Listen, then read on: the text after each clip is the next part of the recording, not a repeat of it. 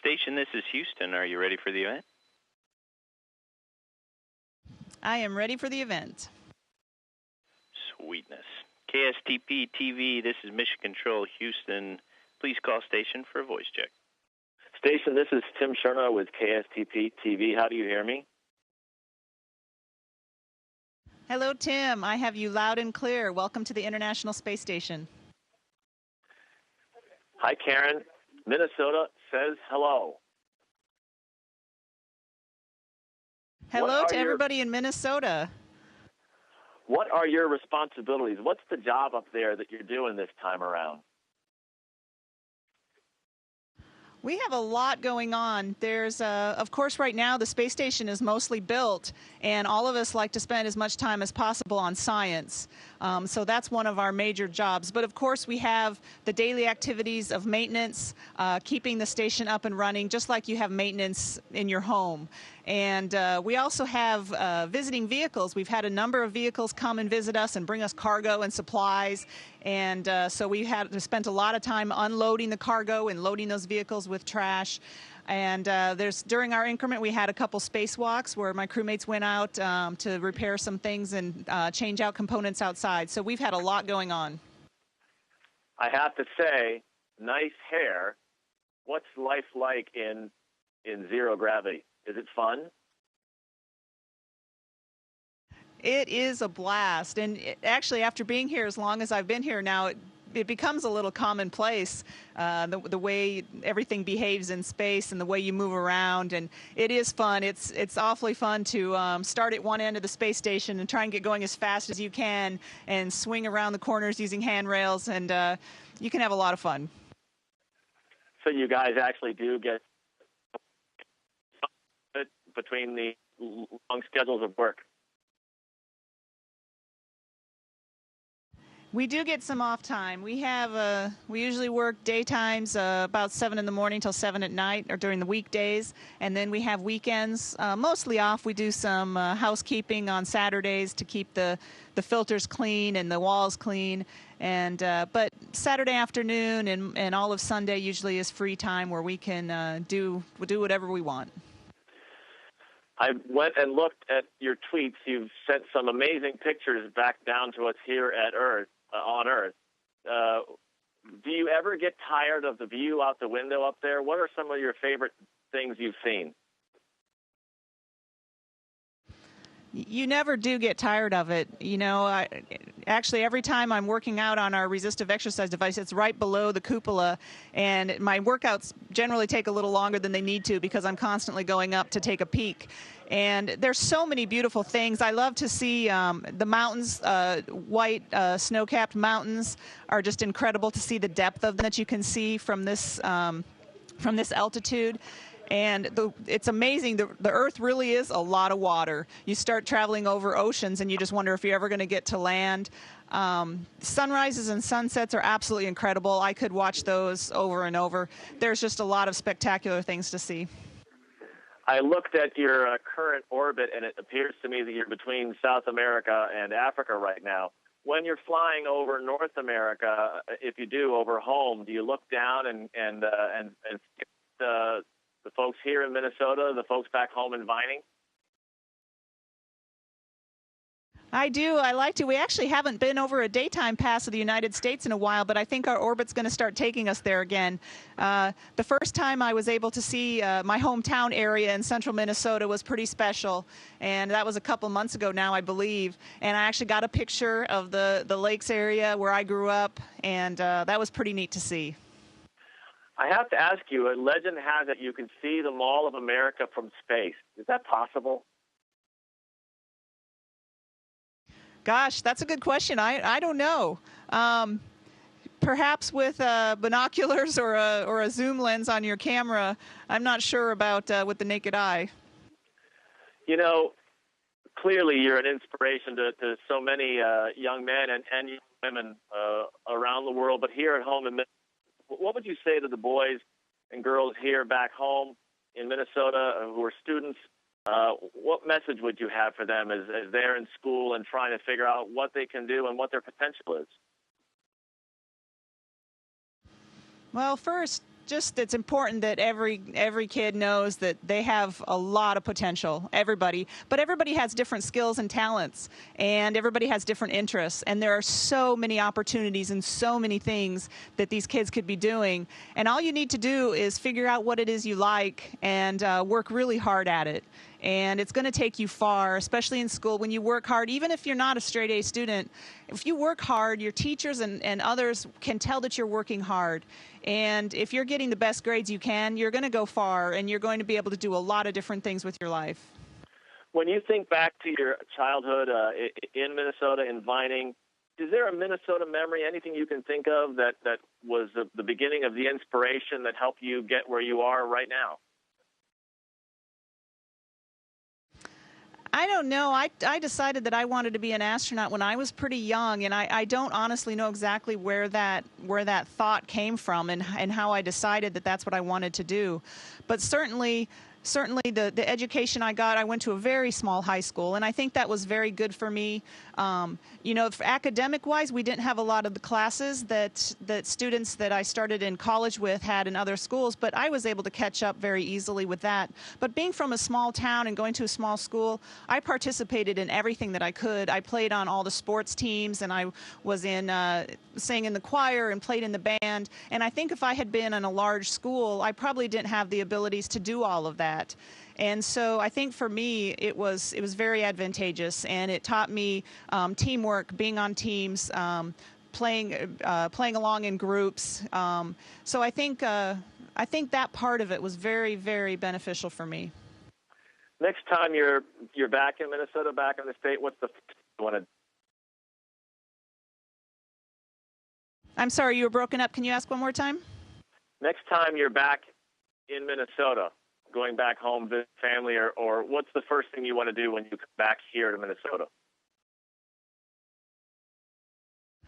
Well, I always look forward to going back. I grew up on a lake, East Battle Lake, and my parents still live in that same house. And I don't know the last time I was swimming in that lake. And that was obviously something that I did every single summer, day in and day out. And so I'd love to do that again. Of course, have to time it the 2 months out of the year or whatever it is. That's a possibility. But and I'd like to be able to take my son and have him go fishing like I used to do off the dock and that sort of thing. We can't see your feet right now. What's holding you in place? I'm hanging onto a handrail with my toes as we speak. And if I let go, I will float away. So you actually use your feet a lot for translating. In fact, I'm developing calluses on the tops of my feet. But that's just kind of a difference of living in space. If I could ask you for a little visual treat for zero gravity, could you spin your microphone or something that just shows us some of the magic of where you are right now?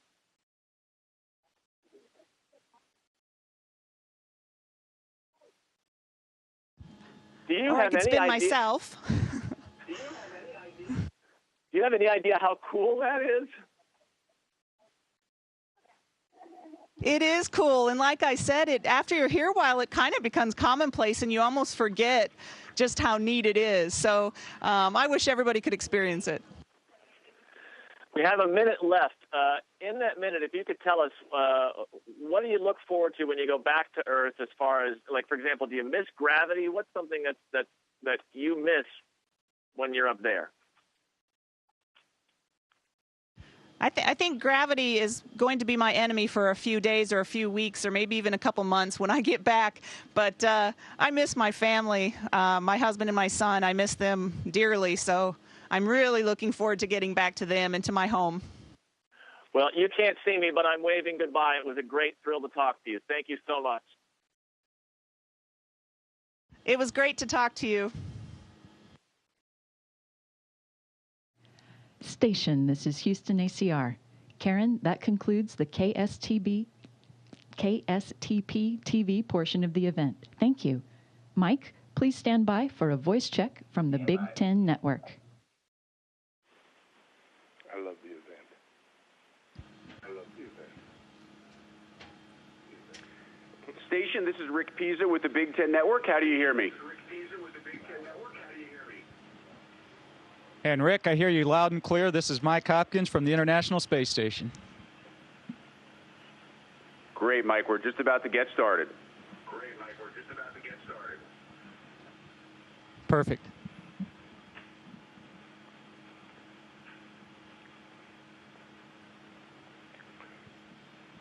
And Mike, this is Houston ACR. If you could please turn your microphone off after you answer. We are happy to be joined by Howard Griffith, one of Mike's former teammates at the University of Illinois. And Howard, since Mike is now at the International Space Station, let's not waste any more time. Let's welcome in Mike Hopkins from the International Space Station. Well, Mike, let's give the folks a little bit of background. I know you left from a cosmodrome in Kazakhstan about a month or so ago. You're supposed to be at the ISS until spring of 2014. What is life like for someone when you're aboard the International Space Station? Well, it's absolutely incredible, and even today, I've been here for about 3 weeks, I guess, now, and I still have to pinch myself because sometimes it's hard to believe that I'm here. And it takes a little while to get into a normal routine up here. You know, we're working from about 7 to 7 every day, Monday through Friday, and so on the weekends as well, we have to clean up, and then we get a little bit of free time usually on Sundays, maybe to watch a little bit of football. But you know, what's really amazing about up here is you're just floating around, and that's an incredible experience, incredible feeling. Mike, what was it like when you first entered the International Space Station? Well, actually, it was a little bit overwhelming, and to be honest, my gyros were still spinning a little bit from the launch. When I first got up into microgravity, into the space environment, I felt like I was falling, and like I was sitting on the ceiling and falling. And when I first got into the space station and we had our chance to talk with the families, I actually felt like I was leaning on my side like that. And so it took probably about 18 hours before that feeling started to go away, but absolutely incredible feeling. So talk to me about some of the experiments and some of the science that you're working on while you're there. Yeah, actually, there's quite a bit of science going on the space station right now, and some of it we're very involved in. Because we're the guinea pigs. So, in fact, this morning I was drawing some blood just to see how the immune system in the body changes in microgravity. Other experiments I was also working on this morning was a capillary flow experiment, which is looking at how water flows up the walls of different vessels, and maybe you can use that to move liquids around in space and also separate it from gases. And so those are just a couple of the hundreds of experiments that we're doing or that are going on up here on a daily, weekly basis. Now, Mike, your job obviously makes you very unique in terms of former Big Ten football players and what they're now doing with their life, but I know you stay in touch with the Illinois football program. I know from your Twitter handle, @AstroIllini, you sometimes send out messages to current and former Illinois players. How much do you actually get to still follow your alma mater when you're up in space? I'm actually very fortunate. In fact, all the astronauts are very fortunate up here, is because we have a large support organization on the ground that helps us stay in touch with our families and stay in touch with the organizations that are important to us. And so I actually get the Illinois football games are sent up to me every week, so I don't get to see them live. But while I'm working out, I usually get to watch them. I love it. The fact that he's in space and he's still working out, Rick, that's incredible. What are some of the things you do during the off time when you're down on the Saturdays and Sundays besides watching Illinois football? Is there anything else? No, actually, it's a good chance for us to catch up on. It's a good chance for us to catch up on emails. We can take a lot of photos, or more opportunities to take photos that we may not have during the week because we are busy inside with experiments and just taking care of the station. And then it's a good chance we get to talk to the family. And so once a week I get to talk to Julie and the boys, and it's very special because it's actually a video conference, so you get to see their face.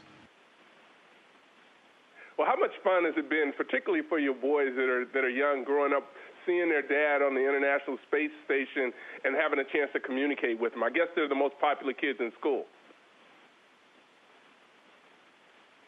Well, I like to think they're the most popular kids in school because of themselves and not their dad. And as you can imagine, the kids are very busy right now. I've got one in high school and one in junior high, and so they keep pretty busy with school and sports and church, and so sometimes the days go by and we don't have a chance to talk, and so it's very nice to catch up with them on the weekend. Mike, when did you know that this was something that you wanted to pursue, not just aerospace engineering and your studies at Illinois, but when did you actually know and feel like you had the possibility to be part of an astronaut class that was going to spend time in space? Well, I actually decided or knew that I wanted to try and be an astronaut back in high school, even before I went to the University of Illinois. But you never know if you're going to have that opportunity. You have to get a little bit lucky. Things have to fall into line for you, and it just happened that it did for me, and I feel very blessed, feel very fortunate to have this opportunity to be here. You know, you had a very interesting defensive back coach, Coach Bernstein. Are there any lessons that he taught you that you were able to use going through life to get you to where you are now? Absolutely. In fact, the coaches, Coach Bernstein, Coach Tepper, Coach Makovic, all of them had a big influence on us. And with Coach Bernstein, I think was certainly, he had a certain fire about him, a certain drive about him, and that's contagious. And that certainly helps when you're trying to pursue something that sometimes can be tough to reach. You know, Mike, I always think back to our times at Illinois, particularly when we were on the practice squad and we were getting banged around. We were kind of the practice dummies for the guys that were starting. And the one thing that always stuck out to me about you is that you continued to go out and play as hard as you could. And we knew then that you were a special player and would be special to the University of Illinois, but had no idea that you'd be able to really accomplish what you have now. And I just want to tell you that you've truly been an inspiration to all of us, including, the people around the world. You inspire a lot of us, and we appreciate everything that you're doing for the country. Well, Howard, I'm not sure if I remember you ever being on the practice squad, but yeah, it was.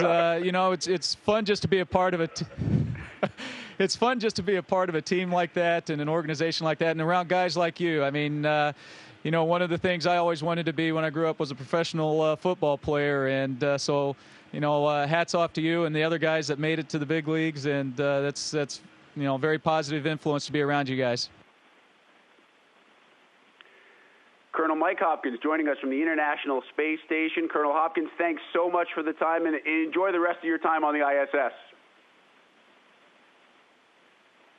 Okay, thank you very much, and I just want to let you guys know that there's still a little orange and blue up here, if you can see that. We love it, Hoppy. We love it. Station, this is Houston ACR. Thank you. That concludes the event. Thank you, KSTP TV and Big Ten Network Station. We are now resuming operational audio communication.